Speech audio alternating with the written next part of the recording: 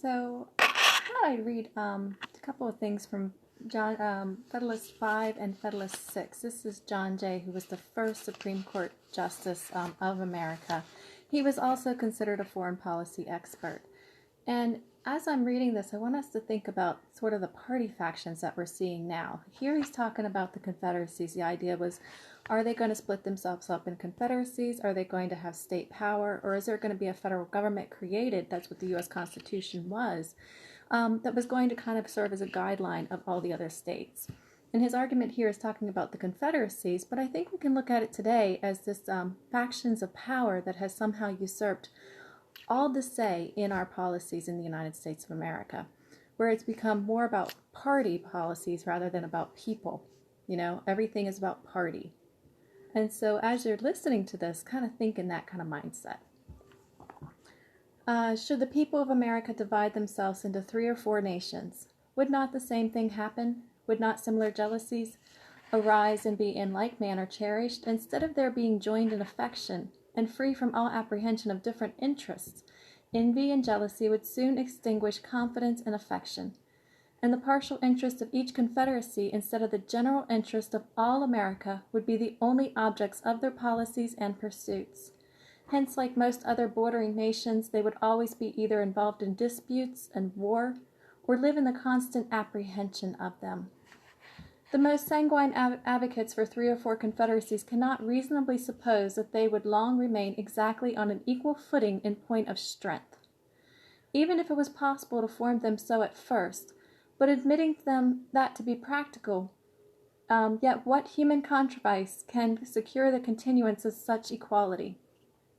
So, you know, if you're going to have these confederacies, they're talking about how they can ally together, and you'd have two parts that would have more power over the other. And how would you maintain that equality to make sure that there couldn't be that alliance that would then usurp all the power, is his concern.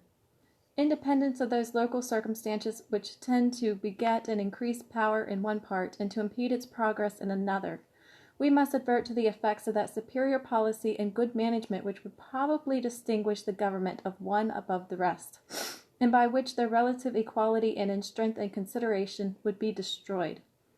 For it cannot be presumed that the same degree of sound policy, prudence, and foresight would uniformly be observed by each of these confederacies for a long succession of years. So if you do that confederacy idea, there's no barrier or there's no measure that says that these confederacies are all going to behave the same way, that one confederacy doesn't decide that they deserve all the power because of their position in the United States. And how would you be able to maintain that distribution of power would be equal is what he's concerned about here. Whenever and from whatever causes it might happen, and happen it would, that any one of these nations or confederacies should rise on the scale of political importance much above the degree of their neighbors, that moment would these neighbors behold her with envy and with fear.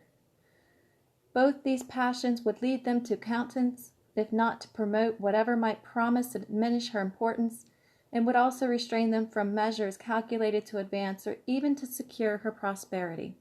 So this vying of power that would happen with the confederacies would end up affecting the America's total union as a whole.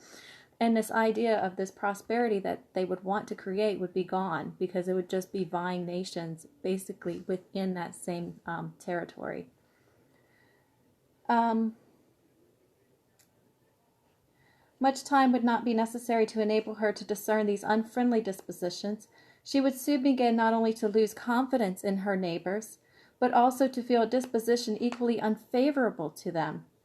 Distrust naturally creates distrust, and by nothing is goodwill and kind conduct more speedily changed than by invidious jealousies and uncandid imputations, whether expressed or implied.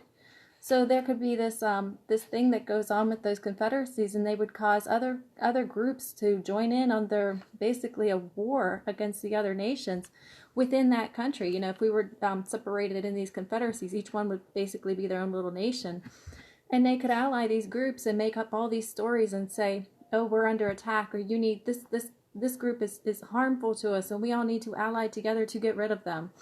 And that was his concern about that Confederacy idea. And that was Federalist 5. If we skip over to Federalist 6, because then he gives lots of examples, and that's what they do. They always give examples of what they were seeing, the states that were involved, and it's really good logical arguments that are done here. So in Federalist 6, he says, to presume a want of motives, and want means lack, a lack of motives for such contests as an argument against their existence, would be to forget that men are ambitious, vindictive, and rapacious. And that's just human nature. We're all like that.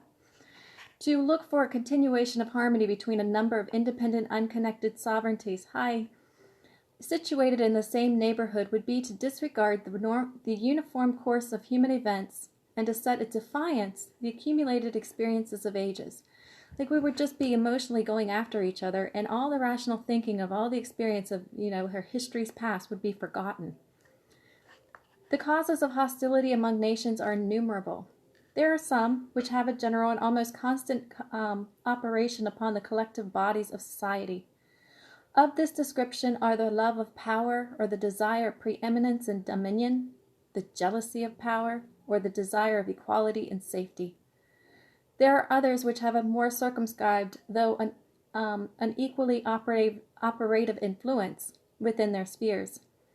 Such are the rivalships and competition of commerce between commercial nations, and there are others not less numerous than either of the former, which take their origin entirely in private passions, in the attachment, enmities, interests, hopes, and fears of leading individuals in the community of which they are members.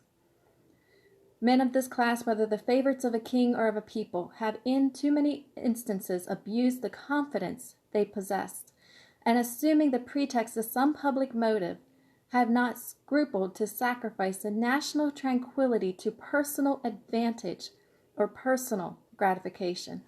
And then he goes on and talks about examples from Greece and all the other countries from the world's history past.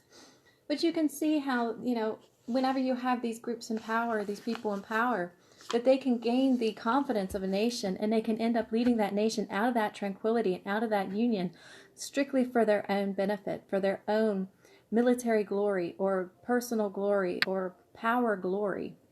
These things have happened, and this is what the Founding Fathers had anticipated and addressed whenever they created the United States of America. So that's it with the Federalists. I'm going to go ahead and turn off here, and then I'll come back for an AMA, and that way you guys can ask me anything. There was a lot we talked about today, and so any questions do you have. So I'll be right back.